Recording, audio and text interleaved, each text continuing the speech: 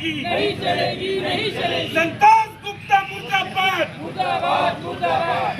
भाजपा के अंदर से ही आतंक पैदा हो रहा है। पर जिला अध्यक्ष संतोष गुप्ता पर शहरी आतंक फैलाने का आरोप सामने आया, जहां पर एक सराफा व्यापारी उनको मारने की धमकी दी और यहां तक कि उनके साथ मारपीट भी की। जिला अध्यक्ष संतोष गुप्ता ने मेरे साथ में मारपीट किया, मारपीट किया।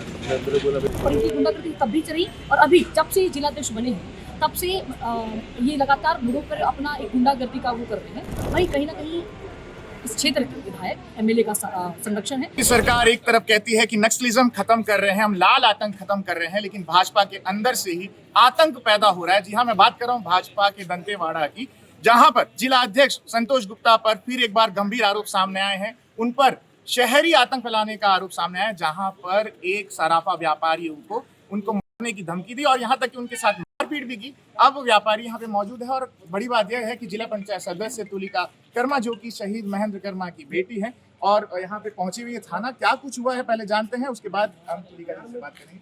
क्या कुछ बता रहे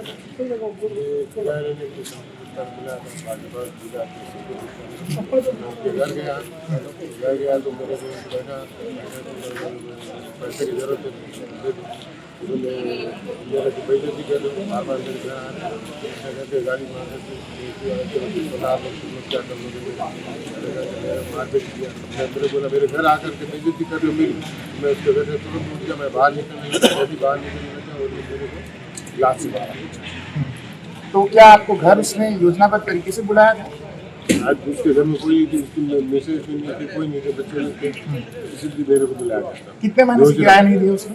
10 महीने से मेरे को किराया नहीं दिया है और मैंने एग्रीमेंट कराने के लिए 2-3 बार बोला, बोले हाउ कराएंगे, ऐसे करके टाल मटोल, बार टाल मटोल करता गया। अभी तो ठीक नहीं गया और 10 महीने का भाड़ा दिया। सीसीटीवी फुटेज जो आपने लिखा है अपने बयान में, कॉपी जो आपने सरकार को दी है, वो किस की सीसीटीवी फुटेज है? वो 4थे मंजिल में सिटी रेस्टोरेंट की लड़कियाँ रहती हैं और वो अकेली रहती थी, लेकर जाती थी, वो रेस्टोरेंट का संचालक करती है। तो गई थी तो पिछड़ी दिया था आता था।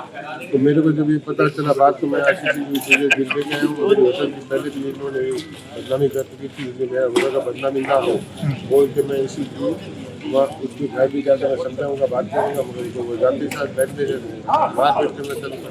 क्या उनके खिलाफ किसी लड़की ने भी यहाँ पे कोई शिकायत पहले और अभी दर्ज कराई है? हमारे साथ मौजूद है तुलिका कर्मा जी। तुलिका दीदी, आप बताएंगे कि पहले भी भाजपा के जिला अध्यक्ष के ऊपर गंभीर आरोप लगे हैं, भाजपा इन पर कार्रवाई क्यों नहीं कर रही है? क्या आप यहाँ पे आए हैं तो अब लगता है कार्रवाई होगी? बिल्कुल डेफिनेटली। मैं आपको बताना चाहूँगी कि पूर्व में भी इनके द्वारा, इनके जो परिवार के द्वारा, सदस्यों के द्वारा गीदम नगर पंचायतों में कई ज़मीनों पे एनक्रॉचमेंट किया गया है और जब उस पर थाने पे मामला चल रहा है, इस बात पे तहसील में भी मामला चल रहा है, इस पर राजस्व में भी मामला चल रहा है और इनकी गुंडागर्दी तब भी चली और अभी जब से जिला अध्यक्ष बने हैं तब से ये लगातार लोगों पर अपना एक गुंडागर्दी का वो कर रहे हैं। वहीं कहीं ना कहीं इस क्षेत्र के विधायक एमएलए का संरक्षण है, तभी इतना इनको पावर मिल रहा है। अदरवाइज ये आज तक दंतेवाड़ा जिले में आप देखेंगे हमारे 5 नगरीय निकाय हैं। हाँ, पूर्व में हमारा भी परिवार लगातार इस क्षेत्र में विधायक रहा है, मंत्री के रूप में रहे, लेकिन आज तक कभी हम लोगों ने इस टाइप की घटना नहीं देखी, ना किसी के साथ इस प्रकार का गुंडागर्दी किया गया। लेकिन आप देख रहे हैं प्रदेश में लगातार कि ये सिर्फ दंतेवाड़ा जिले की घटना नहीं है, पूरे हम प्रदेश की बात करेंगे तो चाहे वो रोजगार से लेकर के, मतलब महिलाओं से लेकर के या किसानों से लेकर के पूरी जनता परेशान है। इनकी गुंडागर्दी इतनी ज़्यादा मतलब ज़्यादा बढ़ चुकी है कि आप सब देख रहे हैं कि आज हमारे जो व्यापारी वर्ग है इतने शांति से, आपको बता रही ये पूर्व से नक्सली क्षेत्र रहा, ठीक है।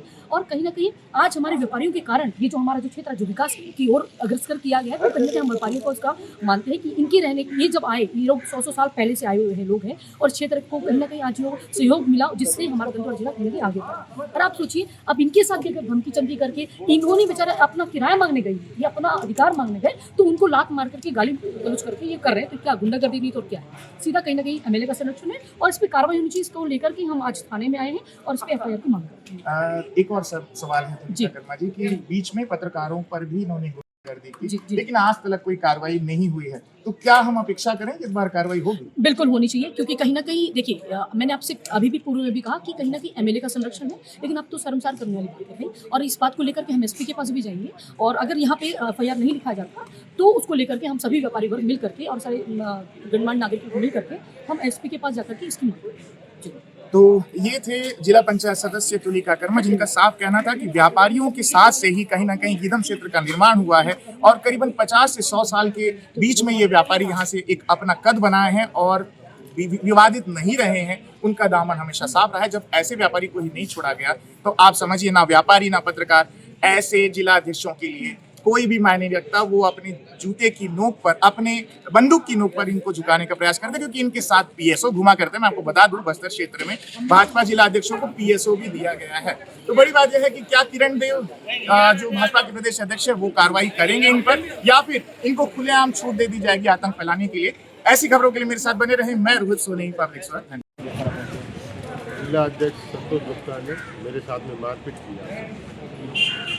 क्यों मारपीट की, कैसे मारपीट हुई आपके साथ, पूरी मुझे घटनाक्रम घर बताओ। बुलाया था कि अब मुझे इसका रेस्टोरेंट का भाड़ा लेना था कि मैं इसके घर गया था, बुलाया था।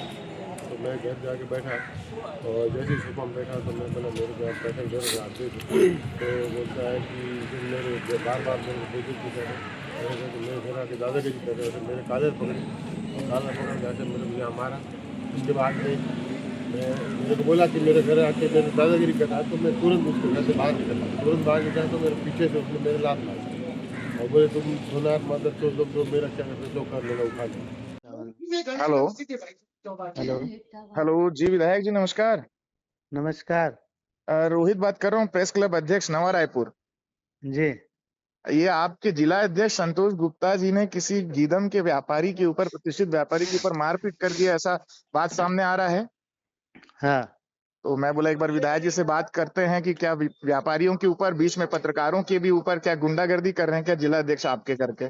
नहीं ऐसा गलत है। अगर ऐसा किया है तो गलत है। किसी का फोन आया था हाँ मेरे हाँ पास, अब हाँ। उसको मैं बुलाया हूँ, एक बार बैठता हूँ क्या क्या है है, मामला। व्यापारियों में काफी रोष है और सराफा जो है मेरे ख्याल से बंद का भी आह्वान हो रहा है।